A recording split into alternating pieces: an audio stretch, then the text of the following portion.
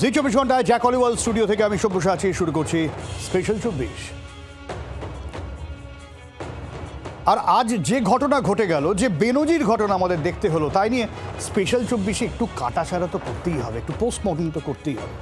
তার জন্য রাজনৈতিক বিশ্লেষক থাকবেন আমাদের সঙ্গে, কারণ নিঃসন্দেহে বেনজির ঘটনা। প্রথম কথা, আইপ্যাকের মতন কোনো সংস্থা, যে সংস্থার সঙ্গে 2014 সালে আপনাদের মনে থাকবে এই বিজেপি সরকারও কাজ করেছে। আইপ্যাক তৃণমূল কংগ্রেসের যাবতীয় রাজনৈতিক কর্মকাণ্ডের সমীকরণ কষে দেয়। একেবারে রাস্তায় পথে ঘাটে নেমে স্ট্যাটিস্টিক্স সামনে রেখে কোন প্রার্থী কী বৃত্তান্ত, আইপ্যাকের এটা কাজ। সেই আইপ্যাকের অফিসে যখন ভোটের ঠিক আগে ইডি আধিকারিকরা হানা দিচ্ছেন, অভিযান চালাচ্ছেন, তখন তা নিয়ে রাজনৈতিক সংঘাতের আবহ তৈরি হয় বইকি। যেখানে এই রকম অভিযোগ সামনে আসছে, কয়লা কেলেঙ্কারি সেই মামলার তদন্তে ইডি আধিকারিকরা আসে এবং তারপর প্রতীক জৈনের বাড়ি, প্রতীক জৈনের অফিস অর্থাৎ আইপ্যাকে তল্লাশি। মুখ্যমন্ত্রী মমতা বন্দ্যোপাধ্যায় এর আগেও বেনজির এই ধরনের ঘটনা তিনি ঘটিয়েছেন। রাজীব কুমারের সময় মনে থাকবে, ফেরাদ হাকিমের সময় মনে থাকবে, আজকেও প্রতীক জৈনের বাড়িতে চলে গেলেন এবং তারপর যে ছবি আপনারা দেখছেন, বেরিয়ে এলেন এই ফাইল নিয়ে, সবুজ রঙের ফাইল। এই নিয়েও চর্চা চলল, তর্ক চলল যে খালি হাতে গিয়ে ফাইল হাতে মুখ্যমন্ত্রী মমতা বন্দ্যোপাধ্যায় বেরিয়ে এলেন কীভাবে? ইডি তো ভেতরে তল্লাশি করছে। বিজেপি প্রশ্ন তুলতে শুরু করলো। তারপরে আমরা দেখলাম মুখ্যমন্ত্রী মমতা বন্দ্যোপাধ্যায় সোজা চলে গেলেন আইপ্যাকের অফিসে। সেখানেও ইডি আধিকারিকরা তখন তল্লাশি চালাচ্ছেন। মুখ্যমন্ত্রী যাওয়ার পর সেখান থেকেও কিছু ফাইল বেরোলো। মুখ্যমন্ত্রী স্পষ্ট ভাষায় অভিযোগ তুললেন, ইডি বিজেপির হয়ে কাজ করছে, ভোটের আগে তাদের ডেটা চুরি করছে, ডেটা ট্রান্সফার করেছে তারা। আর আমরা কি দেখলাম? ইডির তরফ থেকে অভিযোগ করা হলো মুখ্যমন্ত্রী তদন্তে বাধা দিচ্ছেন, মুখ্যমন্ত্রী তথ্য প্রমাণ লোপাটের চেষ্টা করছেন, মামলা মোকদ্দমা হবে। এই বেনজির সংঘাত নিয়ে আজকে কথা বলবো এবং মুখ্যমন্ত্রী মমতা বন্দ্যোপাধ্যায় বিস্ফোরক সমস্ত অভিযোগ তুলেছেন, সেই অভিযোগ নিয়েও আজকে কথা বলবো এই স্পেশাল 24-এ। ঠিক কী অভিযোগ তুলছেন মুখ্যমন্ত্রী মমতা বন্দ্যোপাধ্যায়, শোনাই।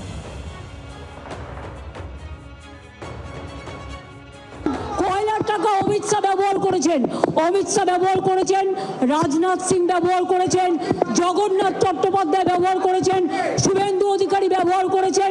এবং তাই আপনাকে বলছি যে আপনি ইডি তাদের রেড করুক, অমিত শাহকে রেড করুক, অমিত শাহকে রেড করুক, শুভেন্দুকে রেড করুক, জগন্নাথ চট্টোপাধ্যায়কে রেড করুক, রাজনাথকে রেড করুক। Collect all of our party hard disk, the candidate list, the party strategy, the party plan. Is it the duty of the ED and Amit Shah, the nasty home minister, the naughty home minister who cannot protect the country? हमारा hard disk ले लिया, हमारा financial paper ले लिया, हमारा political paper ले लिया। Financial paper हमारा जो पॉलिटिकली रिलेटेड है, ये हम इनकम टैक्स में सबमिट करते हैं। This the political system. हमारा बैंक अकाउंट है, सब कुछ है। इसका बाद में भी बीजेपी इतना बड़ा डाकू है जिसका पास एक भी पैसा नहीं था, अभी हजारों हजारों लाखों करोड़ का संपत्ति हुआ है।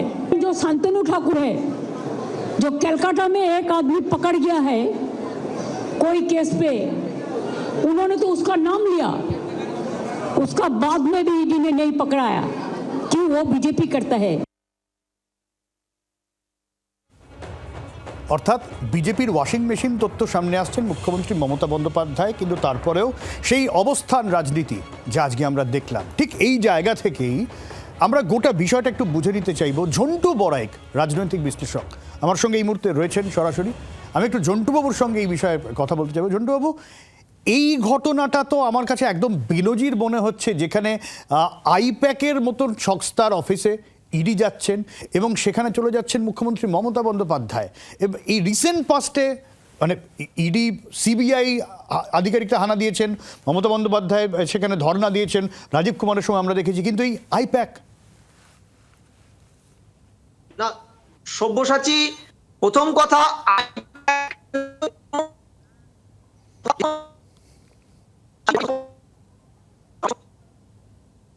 না ঝন্টুবাবু, বোধহয় নেটওয়ার্কে একটু সমস্যা হচ্ছে। আমি ঝন্টুবাবুর কাছে আবারও আসার চেষ্টা করব, যেখানে কি বলেছেন অবশ্যই আমরা শোনাবো। তবে বিরোধীদের যে বক্তব্য, বিশেষ করে শুভেন্দু অধিকারী এবং শ্রমিক ভট্টাচার্য আজকে কিন্তু সুর চড়িয়েছেন অনেকটা। কি বলছেন তারা, শোনাই। কোনো তদন্ত চলছে, সেখানে মুখ্যমন্ত্রী সরাসরি গিয়ে এভাবে হস্তক্ষেপ করছেন, এই নিয়ে এটা 3বারের ঘটনা ঘটল। রাজীব কুমারের ক্ষেত্রে একবার হয়েছে, তিনি ধর্ণা দিয়েছিলেন, এভাবে কাড়াকাড়ি করেন। তারপরে ফিরহাদ হাকিমের ক্ষেত্রে তিনি সেখানে অবস্থান করেছেন, সেটাতে হয়তো প্রতীকী প্রতিবাদ ছিল। কিন্তু আজকে রাজ্যের মুখ্যমন্ত্রী যেভাবে একটি অফিসের মধ্যে ঢুকে গিয়ে সেটাকে দলীয় কার্যালয় হিসেবে স্থির করে দিলেন, তাহলে তৃণমূল মানে কি? এটা কি রাজনৈতিক দল?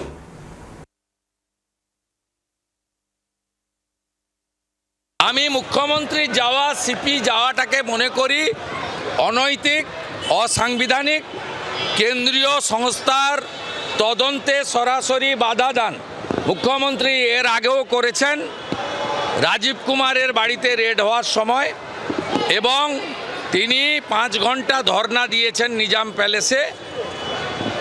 আপনার যখন ফিরহাদ হাকিম সহ বেশ কয়েকজনকে গ্রেপ্তার করেছিল, এটা মুখ্যমন্ত্রীর অভ্যাসের মধ্যে পড়ে। কিন্তু কেন্দ্রীয় তদন্তকারী সংস্থা তার যে সাংবিধানিক অধিকার আছে সেই অনুযায়ী যদি এই তৃতীয়বারেও এই মুখ্যমন্ত্রী এবং সিপির বিরুদ্ধে ব্যবস্থা না নেন, তাহলে কিন্তু পশ্চিমবাংলায় ভুল বার্তা যাবে। অর্থাৎ সরাসরি তদন্তে বাধা দানের অভিযোগ তুলছে বিজেপির তরফ থেকে, এবং সেই জায়গা থেকে বিজেপির তরফ থেকেও তথ্য প্রমাণ লোপাটের অভিযোগ তোলা হচ্ছে, এই সমস্ত ফাইল নিয়ে অভিযোগ তোলা হচ্ছে। মুখ্যমন্ত্রী নির্দিষ্টভাবে দাবি করছেন ভোটের আগে যখন এই কাজ করা হচ্ছে, গোটাটাই রাজনৈতিক উদ্দেশ্য প্রণোদিত, এবং গোটা বিষয়টাই তৃণমূল কংগ্রেসকে ম্যালাইন করার জন্য, তৃণমূল কংগ্রেসের ভোট কৌশল হাতানোর জন্য। কি বলছেন মুখ্যমন্ত্রী, আরও বক্তব্য শোনান। जब तक पूरा इसको हम सेटल नहीं करते हैं कि हमारा पेपर ऊपर कुछ नहीं है, इसको हमको सेटल करना है, इसी के लिए हम इधर में इंतज़ार करेंगे जब तक प्रतीक नहीं आएंगे, और जब तक प्रतीक ऑफिस में आके सेटल नहीं करेंगे।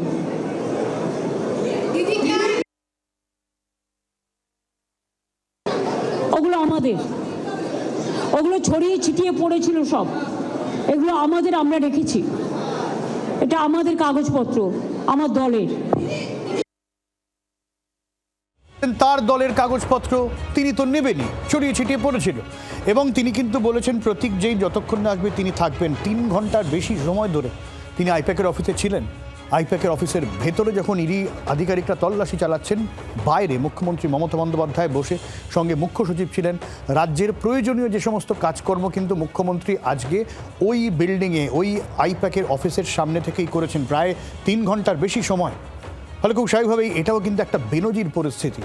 এবং এই জায়গায় দাঁড়িয়ে মুখ্যমন্ত্রী বলছেন গোটা বিষয়টাই ষড়যন্ত্র, গোটা বিষয়টাই চক্রান্ত। এই জায়গা থেকে, কারণ যেহেতু আইপ্যাক তৃণমূলের হয়ে ভোট কুশলী হিসেবে কাজ করছে, ফলে তৃণমূলের সমস্ত ভোট স্ট্র্যাটেজি, যাবতীয় কিছু, এই বিষয়টা বিজেপি হাতাতে চাইছে।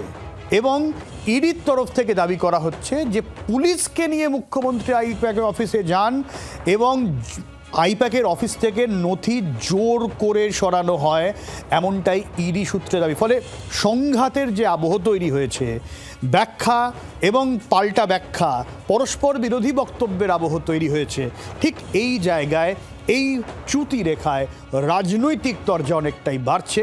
এবং ঠিক এই তরজার জায়গা থেকেই তৃণমূল কংগ্রেস এই ইস্যুটাকেও সামনে আনছে, যেখানে গতবারেও বিভিন্ন ভোটের সময় তৃণমূল কংগ্রেস এবং অন্যান্য বিরোধীরা এই অভিযোগ সামনে আনে, এজেন্সিকে দিয়ে ভয় পাইয়ে এইরকম ধরনের রাজনৈতিক প্রতিহিংসা পরায়ণতা করা হচ্ছে। ঠিক একই অভিযোগ এইবারেও তৃণমূল কংগ্রেস তোলার জায়গা পেয়ে গেল, যেখানে মুখ্যমন্ত্রী মমতা বন্দ্যোপাধ্যায় রাস্তায় নামার হুঁশিয়ারি দিলেন।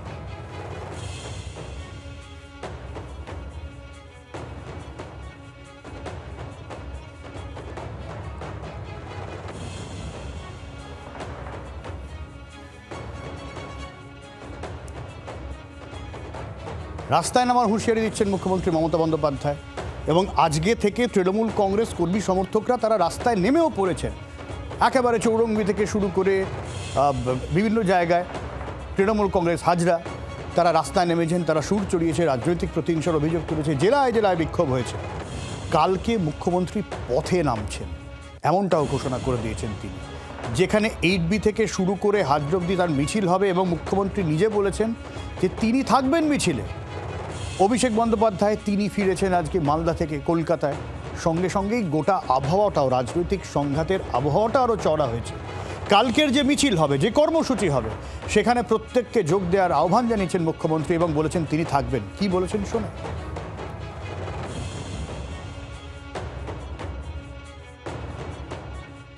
আগামীকাল বিকেল 3টের সময় আপনারা জমায়েত হয়ে যাবেন 2-2:30 মধ্যে, যে যেরকম পারবেন।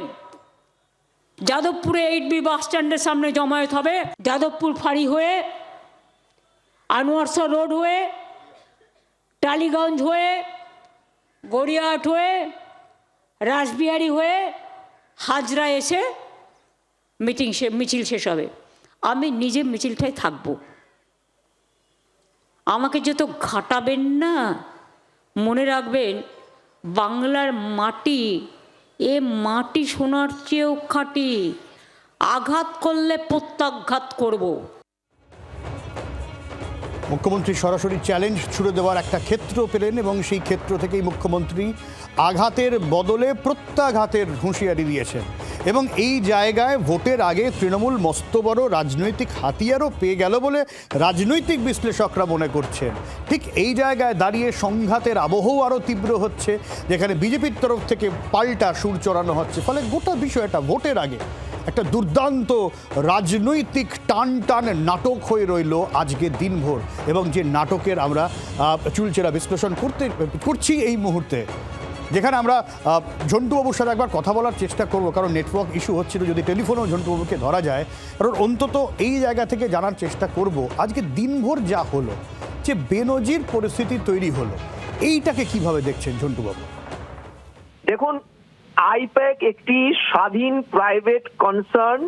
শুধু প্রাইভেট কনসার্ন কেন, সরকারি দপ্তরগুলোতেও যদি মানি টেইলিং, মানি লন্ডারিং এই ধরনের কেসগুলো আসে, ইডি তো আপনি খুন করেছেন বা আইপিসি ধারাতে আসবে না, পিএলএম অ্যাক্টে এসেছে। পিএলএম অ্যাক্টটা প্রিভেনশন অফ মানি লন্ডারিং এ তারা এসেছে। ইনক্রিমিনেটিং ম্যাটেরিয়াল পাওয়া গেছে এবং 2002 সালের অনুপ মাঝির সূত্র ধরে কয়লা কেলেঙ্কারিতে যুক্ত থাকার জন্য ম্যাটেরিয়াল ট্রান্সফার অন রেকর্ড সূত্র ধরে আজকে এসেছেন এবং বর্তমানে আইপ্যাকের কর্ণধার যিনি, তার কাছে এসেছেন। মানে পুরো ক্লিয়ারটা হচ্ছে যে সুপ্রিম কোর্টের নির্দেশ অনুযায়ী এই যে আজকে পিএলএম অ্যাক্টে যেটা নিয়ে এফআইআরটা হয়েছে, পিএলএম অ্যাক্টে যে মামলাটা নথিভুক্ত হয়েছে, আপনি জেনে রাখুন এই পিএলএম অ্যাক্টে কিন্তু সুপ্রিম কোর্ট বলে দিয়েছে কোন রাজ্য সরকার, কেন্দ্রীয় সংস্থা কেউই এর মাঝখানে আসতে পারবে না। অর্থাৎ দায়বদ্ধতার প্রশ্নে কোনো স্তরের বাধা মানা যাবে না। পিএলএম অ্যাক্টে যদি কারো বিরুদ্ধে মানি লন্ডারিং এর অভিযোগ আসে, সংস্থা বা ব্যক্তি, তাহলে সেই ব্যক্তিকে প্রমাণ করতে হবে তিনি অবৈধ মানি রুফেয়ার ট্রানজাকশন করেননি। এবার প্রশ্ন হচ্ছে, রাজ্যের মুখ্যমন্ত্রী আজকে সংবিধানের 164 এই উপধারা অনুযায়ী তিনি বাউন্ডেড সংবিধানের কাছে। তিনি Real authority, executive authority of state, গভর্নমেন্টের হেড, তিনি রাজ্যপাল নন।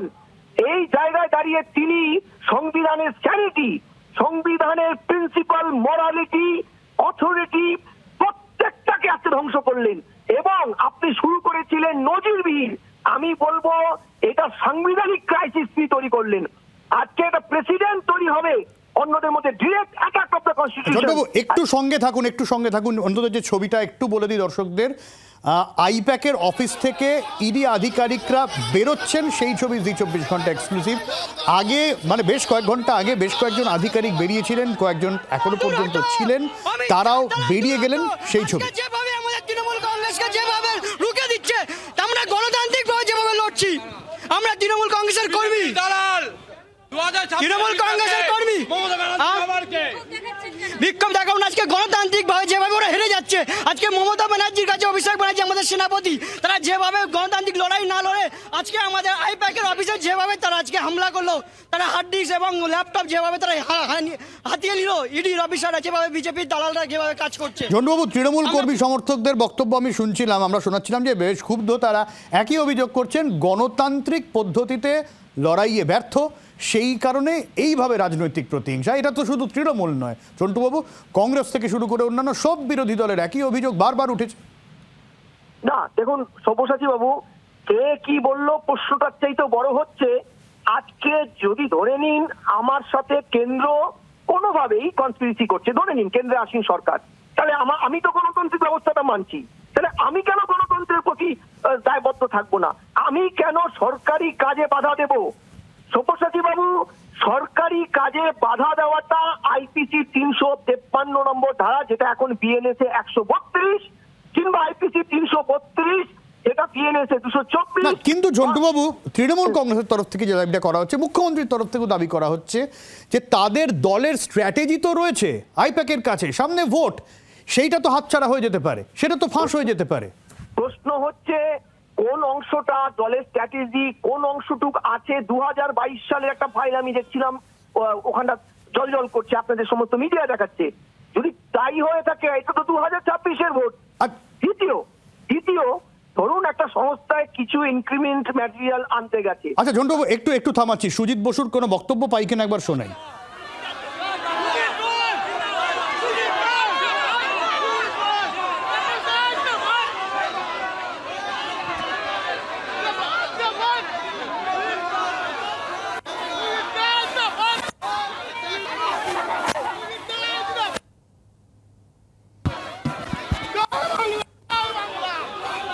একটু সরাসরি দেবাঞ্জনের কাছেও চলে যাই, কি চলছে ওখানে একটু দেবাঞ্জনের কাছ থেকে জানি। দেবাঞ্জন,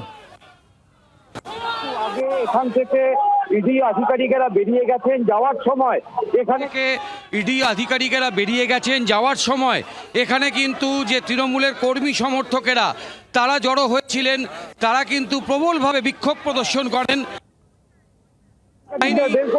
এই মুহূর্তে তৃণমূল কংগ্রেস নেতা সুজিত বসু বেরোচ্ছেন, যদিও তিনি কিছু মিডিয়ার সাথে কোনো কথা বলতে চাইছেন এবং তাকে ঘিরে সমর্থকদের ভিড়।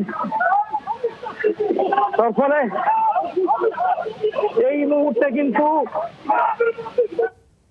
কার্যত তৃণমূল কংগ্রেসের কর্মীদের ঘেরাটোপে এই এলাকা অবরুদ্ধ।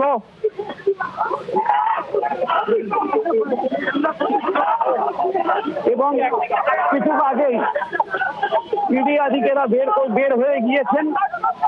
সুজিত বসু এই মুহূর্তে বেরোচ্ছেন, তার সঙ্গে রয়েছেন রাজারহাট গোপালপুরের বিধায়ক তাপস চক্রবর্তী। বাইক দিচ্ছে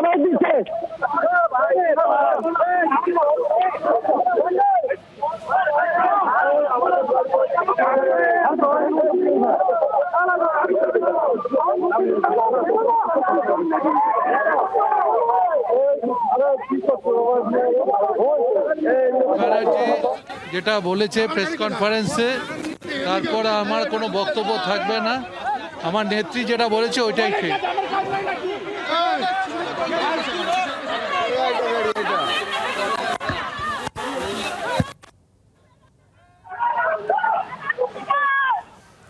ঝন্টুবাবু, আপনাকে যেখানে আটকে ছিলাম। হ্যাঁ, আমি সেটাই বলছি। দেখুন, দলের মতো চলবে। যদি ধরে নেই সংবিধান প্রদত্ত অথরিটিকে মিসইউজ করছে সেন্ট্রাল গভর্নমেন্টের আসীন ক্ষমতাসীন দলটি, তাহলে আপনি কেন আইনকে হাতে নেবেন? আপনার সরাসরি কোন সরকারি আধিকারিককে এইভাবে কাজে বাধা দিলে তার যে ক্লজ গুলো বিএনএস অ্যাক্টে একটা ধারা আছে, দ্বিতীয় পিএলএম অ্যাক্টে, আবারও বলছি পিএলএম অ্যাক্টে মাননীয় সুপ্রিম কোর্টের নির্দেশ আছে, কোন স্তরের কোন কাজে কেউ বাধা দেবে না। পিএলএম অ্যাক্টে যদি আমার নামে ডুপ্লিকেট ট্রানজাকশন হয়, তাহলে আমি বাউন্ড যে প্রমাণ করব আমি বেআইনি ট্রানজাকশন করিনি। তাহলে আইন মাফিক এগোতে পারছেন। সিএম সংবিধানের শপথ নিয়ে 164(h)(2) উপধারায় স্পষ্টত তিনি জনগণের প্রতি দায়বদ্ধ থাকেন। সিএম একটি দল দ্বারা নির্বাচিত হয়, পার্টি ফর পার্ট, সবাই ভোট দেয় না তাকে, কিন্তু যখন সে গভর্নমেন্টের আসীন হন তখন তিনি for all, government for all. তাহলে তিনি কি প্রেসিডেন্ট তৈরি করলেন? আজকে ভারতবর্ষের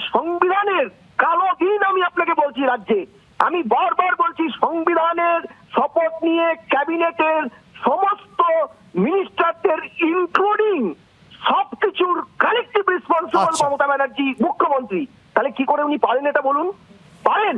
স্বাধীন আচ্ছা। সংস্থা আইপ্যাক স্বাধীন সংস্থা, তার যদি ডুপ্লিকেট, হ্যাঁ ওনার পলিটিক্যাল সেটআপ আছে আইপ্যাকের সাথে, তারা ভোট কৌশলী, কিন্তু নিয়ম হচ্ছে ইডি সেই তথ্যগুলোই নেয়। আমি দীর্ঘদিন আচ্ছা। কর্মচারী থাকার সূত্রে আপনাকে সব্যসাচী বলছি যে যখন কোনো রেড হয়, আমরা রেভিনিউ সার্ভিসে রেড করতে গেলে কিন্তু আমরা দায়িত্ব নিয়ে গণতান্ত্রিক ভাবে সেটা করতাম।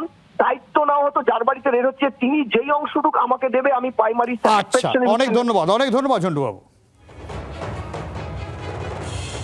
ফলে খুব স্বাভাবিকভাবে একটা রাজনৈতিক বিতর্কের অবকাশ এখানে থেকে যাচ্ছে, যেখানে দুই পক্ষেরই বক্তব্য রয়েছে, কিন্তু বারবার সাধারণ মানুষের কাছে অন্তত একটা বেনজির ছবি আজকে সামনে এলো, যেখানে ইডি আধিকারিক তারা গেলেন, তারা আইপ্যাকের অফিসে রেড করলেন, সেখানে মুখ্যমন্ত্রী মমতা বন্দ্যোপাধ্যায় গেলেন। মুখ্যমন্ত্রী মমতা বন্দ্যোপাধ্যায় 3 ঘন্টার বেশি সময় ধরে অবস্থান করলেন এবং তারপর বেরিয়ে সরাসরি রাজনৈতিক প্রতিহিংসার অভিযোগ করলেন। নিঃসন্দেহে গোটা বিষয়টাই বেনজির, এবং এই জায়গায় দাঁড়িয়ে মুখ্যমন্ত্রী চ্যালেঞ্জ ছুড়ে দিলেন যে তাকে যত ঘাঁটানো হবে তিনি কিন্তু পূর্ণ শক্তি নিয়ে প্রত্যাঘাত করবেন। ফলে সেই চ্যালেঞ্জটাও মুখ্যমন্ত্রী মমতা বন্দ্যোপাধ্যায় আজকে ছুড়ে দিলেন, রাজনৈতিকভাবে ছুড়ে দিলেন, এবং ভোটের আগে নিঃসন্দেহে এই বিষয় নিয়ে বেশ হয়েছে। में लाखों लड़का को ट्रेनिंग दे रहा है, कैसे भाषण देना है, कैसे आदमी से मिलना है, क्या क्या नया तरीका निकालना है। ये तो अच्छा है। अगर लड़का लोग अच्छा से ट्रेंड होकर बढ़िया भाषण दे, जनता से अच्छा से प्यार से बात करे, ये तो अच्छा है देश के लिए। तो इसमें आप लोग का इतना जेलस क्यों है? You have become jealous of TMC, क्योंकि आपको ये साबित हो गया किसी भी तरह जो भी आप करें आपको हार जरूर निश्चित हो गया।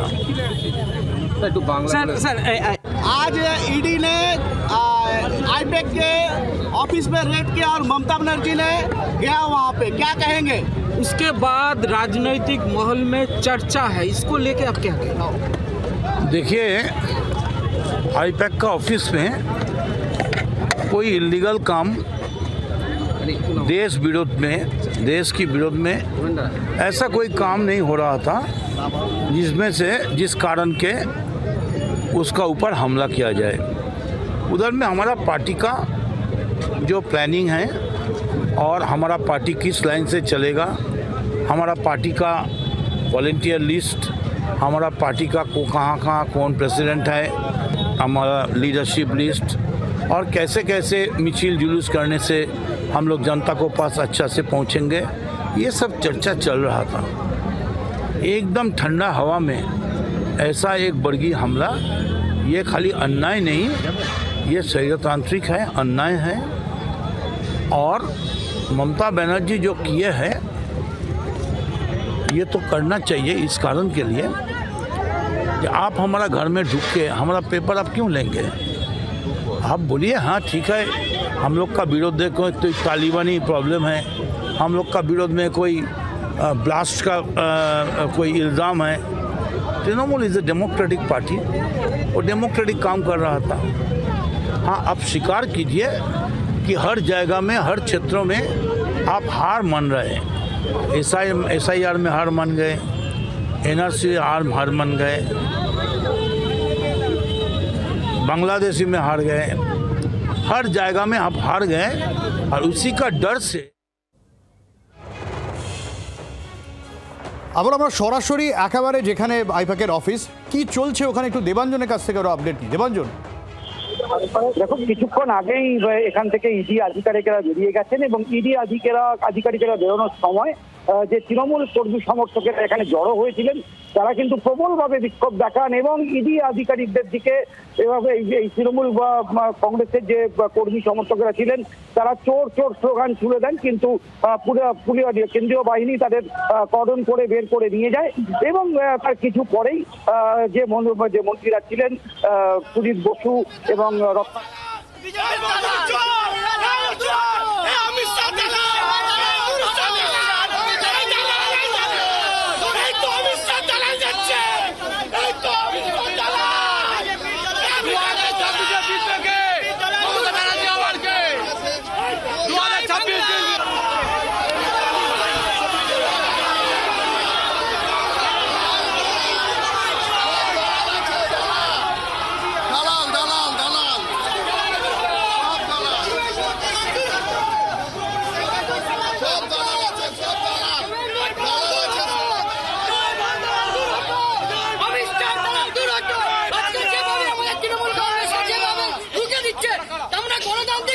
আপনারা কারা?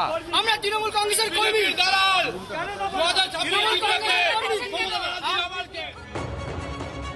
গণতান্ত্রিক যেভাবে ওরা হেরে যাচ্ছে, আজকে মমতা ব্যানার্জির কাছে অভিযোগ করেছে আমাদের সেনাপতি, তারা যেভাবে গণতান্ত্রিক লড়াই না করে আজকে আমাদের আইপ্যাকের অফিসার যেভাবে তারা আজকে হামলা করলো। অমিত শাহ দালাল দূর হতো আজকে। হ্যাঁ দেবাঞ্জন, যেরকম বলছিলেন। হ্যাঁ, তো তার ফলে এই মুহূর্তে কিন্তু তৃণমূল কর্মী সমর্থকরা যারা ছিলেন এই মুহূর্তে গোদরেজ ওয়াটার সাইডের ইনগেটের সামনে, সেই ইনগেট ফাঁকা, যদিও নিরাপত্তা রক্ষীরা রয়েছেন, তবে যে সময় তারা বেরোচ্ছিলেন, ইডি আধিকারিকরা বেরোচ্ছিলেন, সেটা কিন্তু প্রবল বিক্ষোভের সম্মুখীন হতে হয় তাদের, এবং তাদের উদ্দেশ্যে নানা রকম কটূক্তি ছুটে যায় এবং মন্ত্রীরাও বেরিয়ে গেছেন। তার ফলে এই মুহূর্তে ভিতরে এখনো দু একজন হয়তো অফিসার থাকতে পারেন, কিন্তু এই মুহূর্তে রেড থামিয়ে তারা এই মুহূর্তে ফিরেছেন।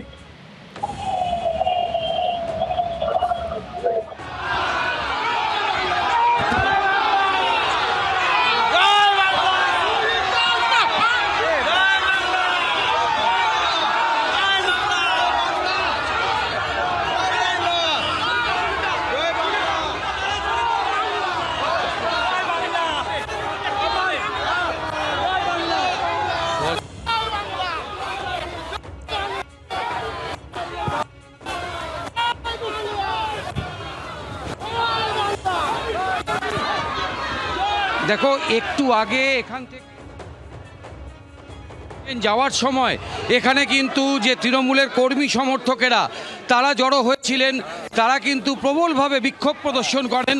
যদিও কেন্দ্রীয় বাহিনী তারা কর্ডন করে সেই ইডি আধিকারিকদের বের করে দিয়ে যান। এই মুহূর্তে তৃণমূল কংগ্রেস নেতা সুজিত বসু বেরোচ্ছেন, যদিও তিনি কিছু মিডিয়ার সাথে কোনো কথা বলতে চাইছেন, এবং তাকে ঘিরে সমর্থকদের ভিড়। Thank you, thank you, thank you.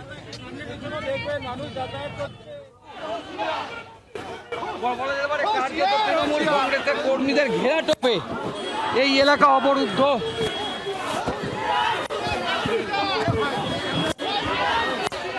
এবং কিছু আগেই ইডি আধিকারিকরা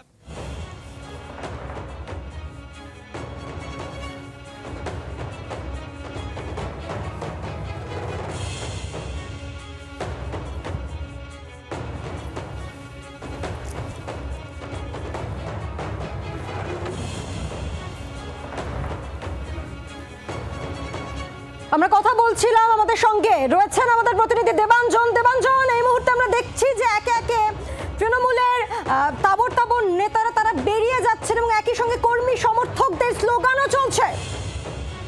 একদমই তাই, কর্মী সমর্থকদের স্লোগান যেমন চলছে, তেমনি তৃণমূলের যে নেতারা ছিলেন, সুজিত বসু, কৃষ্ণা চক্রবর্তী, তাপস চট্টোপাধ্যায় সহ যেসব নেতা নেত্রীরা ছিলেন এই মুহূর্তে, তারা কিন্তু কিছুক্ষণ আগে বেরিয়ে গিয়েছেন। এবং তার ফলে এই মুহূর্তে যে ইনগেটের সামনে যে কিছুক্ষণ আগেও যে তৃণমূল কর্মী সমর্থকেরা যারা ভিড় জমিয়েছিলেন, যারা বিক্ষোভ দেখাচ্ছিলেন, তারাও নেতার নেতৃত্বের সঙ্গে তারাও আস্তে আস্তে এলাকা ফাঁকা করছেন।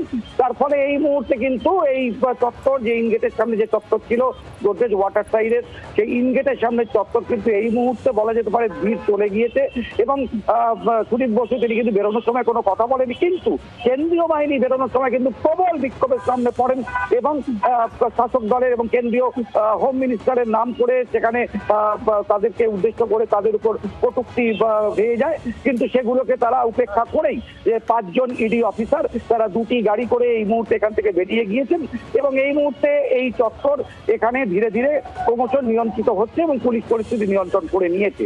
অর্থাৎ পরিস্থিতি নিয়ন্ত্রণে আনা হয়েছে, যদিও একটা চাপা উত্তেজনা রয়েছে দেবাঞ্জন, যেমনটা ছবিতেও লক্ষ্য করা যাচ্ছে। তাই মানে চাপা উত্তেজনা ছিল এবং সেখানে যেসব তৃণমূল কর্মীরা তারা এখানে সকাল থেকে সমবেত হয়েছিলেন, তারা কিন্তু দীর্ঘক্ষণ ধরেই তারা যখন ইডি আধিকারিকরা বেরোন, তাদের একটা যে ক্ষোভের যে অগ্নুদ্গার, সেটা কিন্তু বলা যেতে পারে আউটবার্স্ট হয় এবং তারই কিন্তু প্রভাব একটা লক্ষ্য করা গিয়েছিল। এবং সেই ইয়েতেই কিন্তু মানে একটা পরিস্থিতি, একটা ঘোরতর হওয়ার পরিস্থিতির সম্মুখীন হয়েছিলেন। কিন্তু বাংলার আওয়াজ, বাঙালির আবেগ, জি 24 ঘন্টা।